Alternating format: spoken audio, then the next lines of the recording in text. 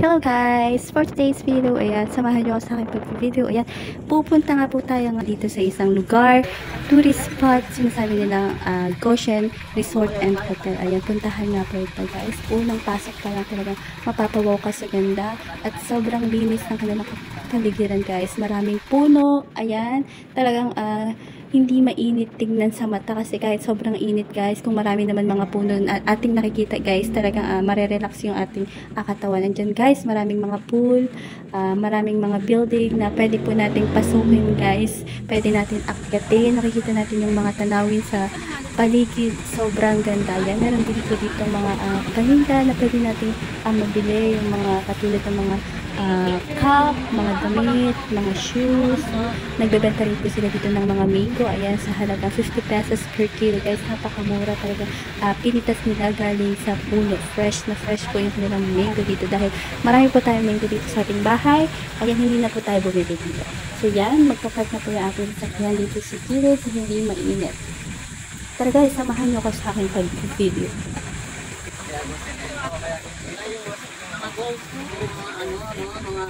Parang hati.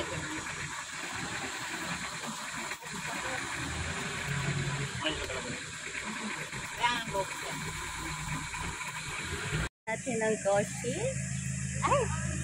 Ay, hi po! Yan. Ano ba?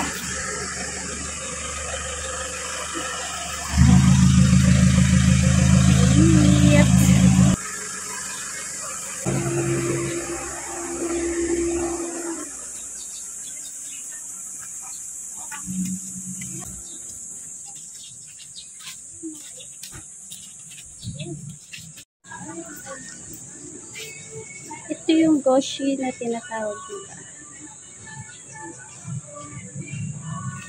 So yan.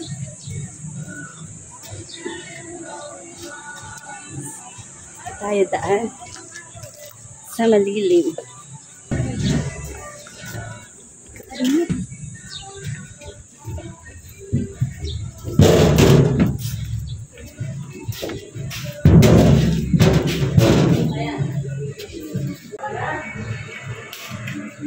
Wow, ganda dito guys. Akin kayong ililibot dito sa Goshen Resort and Hotel.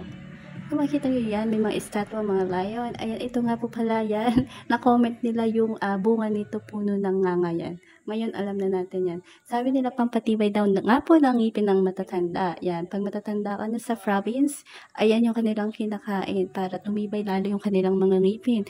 Kung titignan nyo mga best friend, ayan, meron din tayo dyan mga estatwa na nakatayo. Ayan, may mga table na pwede natin upuan para makapag-relax tayo. Kasi malaki ito para liputin na yan. Uupo muna tayo para makahinga. So yan, kahit isa ko lang dyan, mga best friend, tinayo ko lang yung cellphone ko para makapagpa-picture ako mag-isa. Kasi isa lang tayo dito. Yan, yung mga kasama ko. Yan, sila yung magkakasama. Ako humiwalay talaga sa kanila para maikot ko tong Goshen. So yan, makikita po natin. Ayan yung mga lion. Yan, talaga ang ganda ng mga puno, mga bulaklak.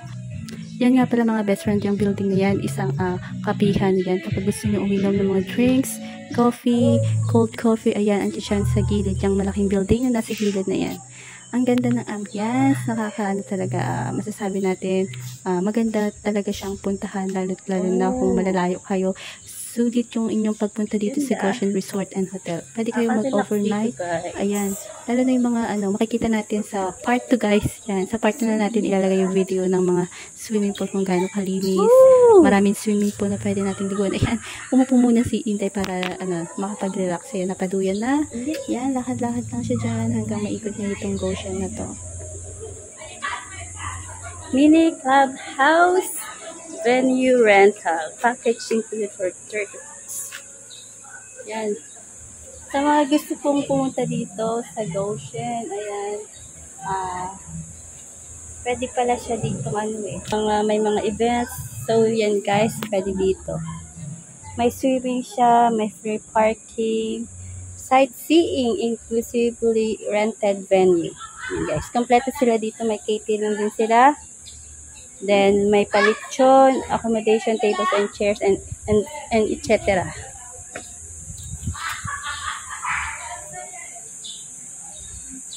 Goshen Resort Hotel.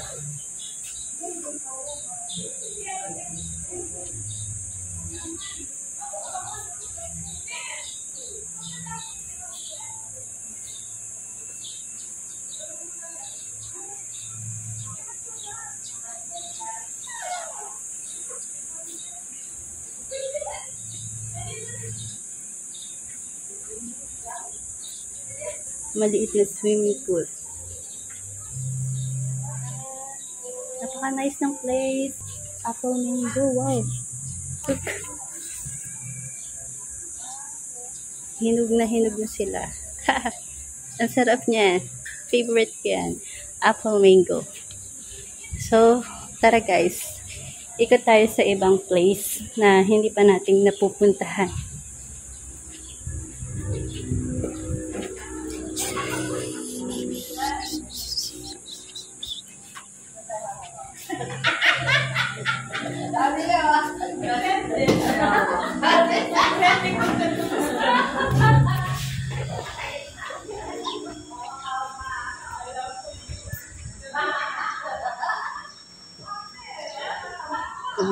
May kainan din pala dito, ramen bar.